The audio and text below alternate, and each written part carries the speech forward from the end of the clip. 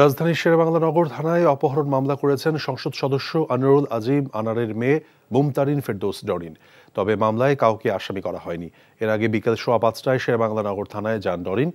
তার পরে রাত 8টায় থানা থেকে বের হয়ে মামলার কথা জানান তিনি। মামলার এজাহার থেকে জানা গেছে, নিহত এমপি আনোয়ারুল আজিম গত 9 মে রাজধানীর মানিক মিয়া এভিনিউয়ের বাসা থেকে ঝিনাইদহের উদ্দেশ্যে রওনা দেন। এরপর গত 11 মে নিজস্ব নম্বর থেকে ভিডিও কলে পরিবারের সঙ্গে শেষ যোগাযোগ করেন।